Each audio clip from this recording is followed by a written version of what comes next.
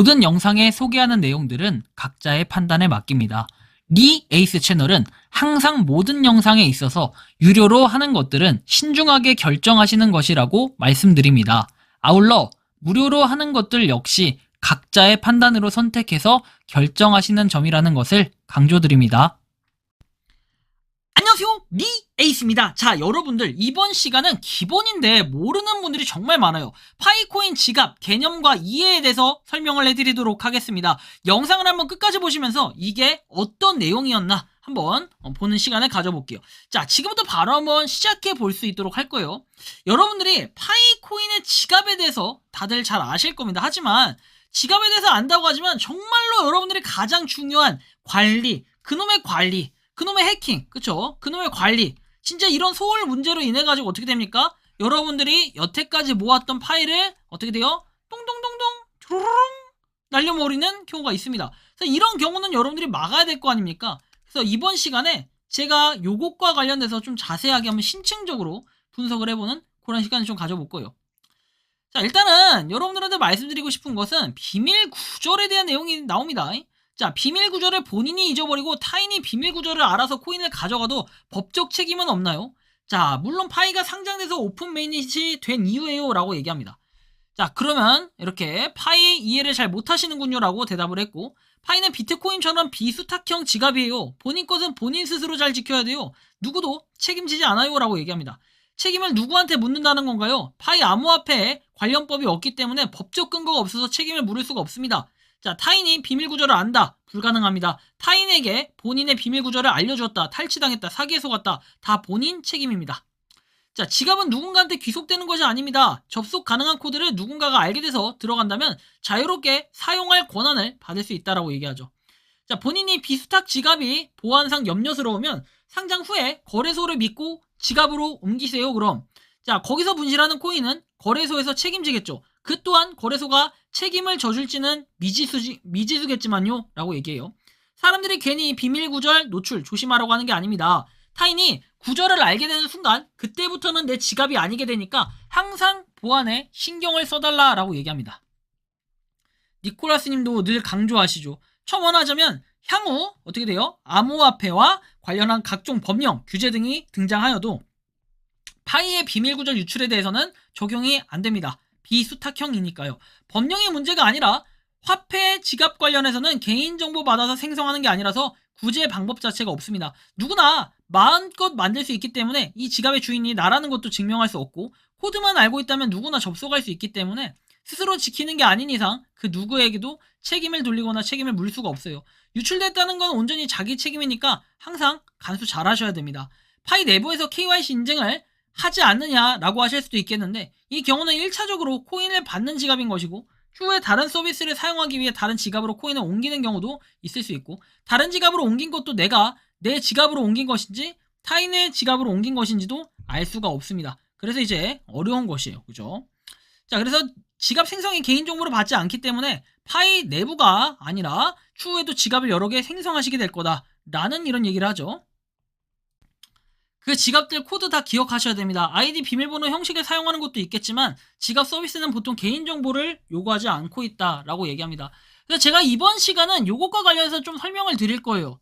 뭐 심지어 요거는 이제 다른 내용이긴 한데 메인넷 지갑의 파일을 받았기 때문에 현재 귀하의 계정 삭제 요청을 처리할 수 없다. KYC 정보에 연결이 된다. 뭐 이런 내용들은 나중에 파이에 대한 뭔가 분실 문제 뭐 이런 것들 뭐 이렇게 처리하기가 좀 불가능한 부분들이 있기 때문에 요런 거 그리고 남이 타인이 혹시나 삭제를 할 이럴 가능성도 있어서 그런지는 알 수 없지만 일단 여기 보시는 것처럼 파이 계정을 삭제하기 전에 파이를 반환하고 메인넷 지갑을 파괴해야 됩니다. 메인넷의 파이와 관련한 것에 대해서는 파이팀에 문의 바랍니다. 문의하십시오 라고 얘기도 하죠. 자, 일단 여러분들한테 말씀드리고 싶은 건 지금부터 하는 얘기들을 잘 들으셔야 돼요. 여러분들은 중앙화와 탈중앙화라는 이런 표현을 많이들 들어보셨을 거예요. 그런데 이 둘의 차이에 대해서는 잘 모르고 이 개념이 어떤 것인지 잘 모를 수 있습니다. 일단 중앙화라는 것은요. 거래소를 거의 의미한다고 보시면 돼요. 통상적으로. 자, 거래소가 거래를 완료하기 위해서 제3자를 이용하는 것이에요. 구매자와 판매자가 모두 신뢰하는 제3자를 통해 지원하는 거예요. 그쵸? 이 3자.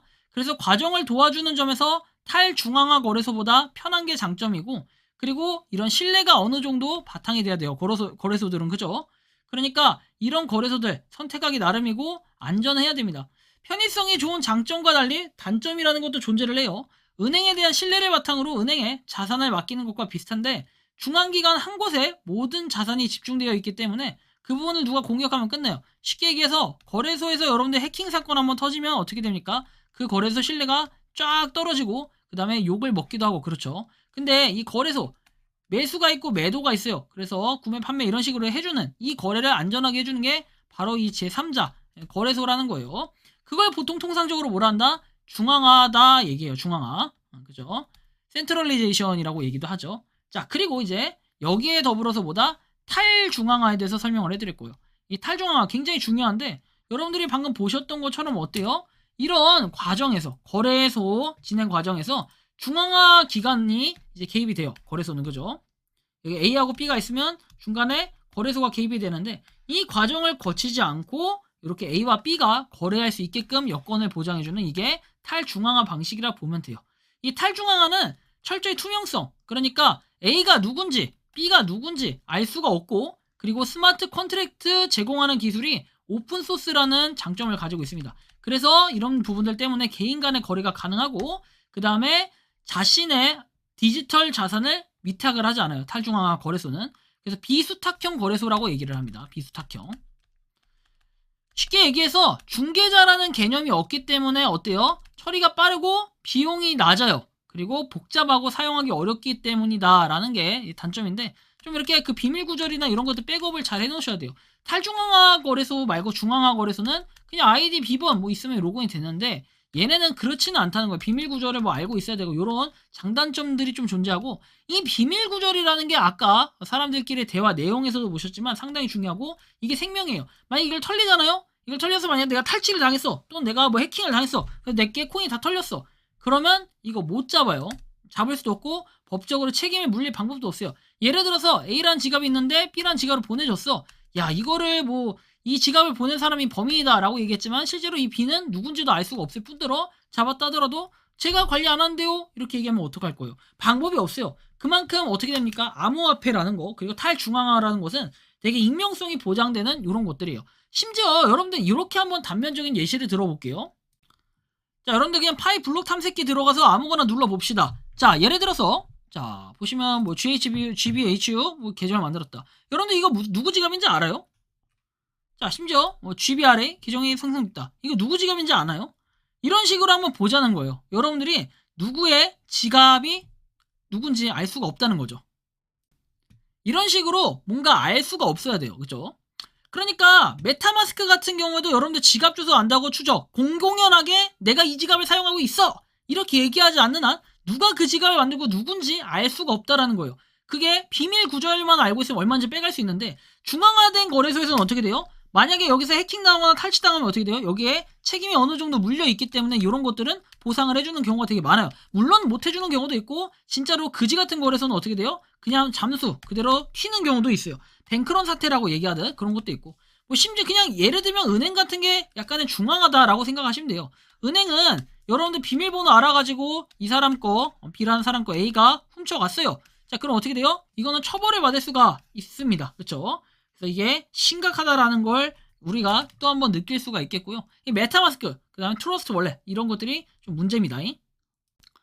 이런 것들은 어떻게 해요? 결국에는 탈중앙화 같은 경우에는 그렇기 때문에 우리가 비밀 구절 이거 진짜 잘 관리해야 되고 누구한테 알려줘서도 안 되고 여러분들이 까먹으면 안 된다. 절대 그냥 꼭 기억하셔야 된다. 근데 아니 그렇게 뭐 16자리 12자리 막 20자리 24자리 이런 거 일일이 하나는 어떻게 다 기억해. 그래서 저 같은 경우에도 종이 아직도 써놔요.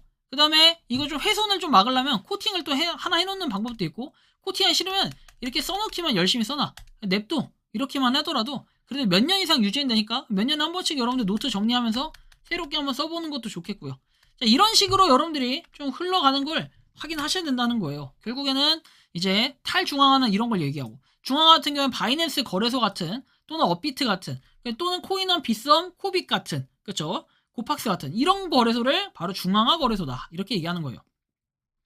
그래서 여기서의 문제가 발생하면 이 거래소에서 어느 정도는 책임을 지는데 법적으로 봤을 때 이렇게 비수탁형 지갑을 가진 것들은 사실 법적으로 뭐 어떻게 구제받을 방법이 사실 통상적으로 없다라고 여러분들이 좀 느끼시면 될 것 같아요. 여러분들이 생각하는 이 파이코인 지갑 개념과 이해 어느 정도는 되셨습니까? 이렇게 수탁형과 비수탁형을 알아야 되고, 결국에는 여러분들이 비밀 구절에 대한 개념을 모르고 있다? 그러면 안 됩니다. 비밀 구절 앞으로는 더욱더 잘 관리하셔야겠죠. 여러분들 털려서 파이가 탈취됐다. 그럼 사실은 보상받을 방법이 있다 없다? 없다 라고 보시면 되고, 그래서 철저하게 관리를 해주셔라, 이런 말씀까지 드리면서 이번 영상은 여기서 마치는 걸로 하겠습니다. 도움이 되셨다면 구독과 좋아요, 알림 설정 부탁드리겠습니다.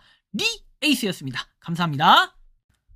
평소에 궁금하셨지만 내가 시도해보기 어렵거나 시간 낭비하고 싶진 않고 새로운 제보를 해주실 분들께서는 아래의 주소로 메일을 보내주시면 제가 해결해드리겠습니다. 단톡방은 유튜브 검색창에 소통창구를 개설했습니다를 검색해주셔서 확인하시면 됩니다. 아울러 채널 멤버십 가입 시 다양한 혜택을 누리실 수 있으니 참고해주시기 바랍니다. 시청해주셔서 감사합니다.